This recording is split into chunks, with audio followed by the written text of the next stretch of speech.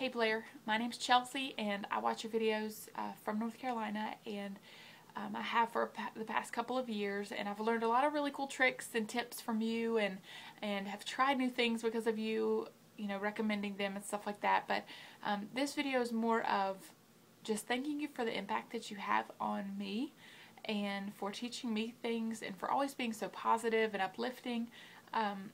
So thank you for that. You're always so incredibly honest about things, your opinions and products, all that stuff. But today you're incredibly honest about what you've experienced with the loss of your friend Sheridan.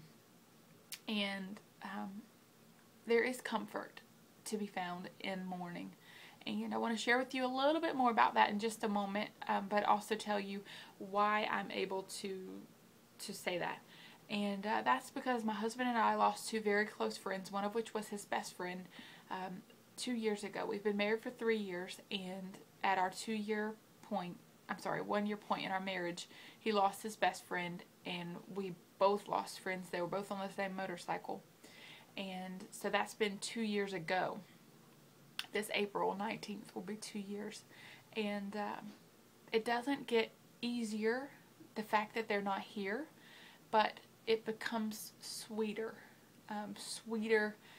The memories that you have. It's not as harsh and brutal as the open wound that you feel right now. It just becomes more just of a sweet memory of a time that you had, and the fun that you had, and the life that she brought you, without so much of the darkness. And that does come with one thing that I kept hating to hear from people, and that was time. And it's so true, time heals all wounds. But really, time does make things a little bit better because you're getting a little further away from it. But also, it gives you the opportunity to reflect on her life and what it meant to you, more so than just the immediate, sadness and darkness that you have. I wanted to share something really quick in a book. It's called, I don't know what it's called, The Kingdom Experiment, Youth Edition. And I'm 23, and my husband and I help out a lot at church, and I help out with 6th grade girls on Sunday mornings. We have what's called a connect group, and he helps out with high schoolers. And no, I'm not about to preach to you, everybody. Don't turn your camera off. Don't turn your YouTube off. But I do want to share something with you, because this book is about the Beatitudes. And what Beatitudes are the blessed are. Jesus said, blessed are those. And he lists different people who are blessed. And this one is, blessed are those who mourn. Matthew 5:4. Blessed are those who mourn, for they will be comforted. And in this book, it says, the rain falls on the just and the unjust. But that's not the final word. Christ promised to show us comfort so fully that we would then be able to turn around and comfort others. I know right now you probably can't even imagine being able to turn around and comfort other people, pouring into them, things like that. At least I couldn't whenever I was in your shoes. I didn't even want to leave the house after we lost our friends, much less comfort other people in their loss. I just wanted to be sad in my own loss, and you have every right to do that.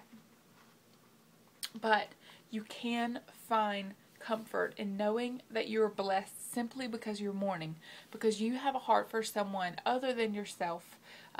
Even though you lost her here on this earth, there's comfort in knowing, number one, that you have the opportunity to see her again, and number two, that she is in a better place if she knew Jesus, and number three, that you're blessed. Simply because you're mourning, you're blessed, because Jesus can comfort you. And in here, I was reading some of these things that it says to do.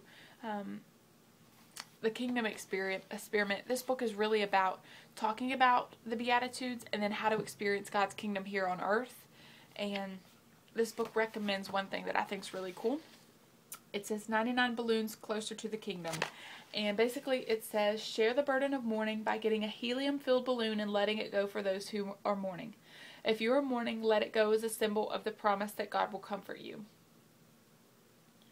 So I know letting a balloon go isn't going to make you feel better necessarily, but let it go in remembrance of Sheridan or do something in remembrance of Sheridan.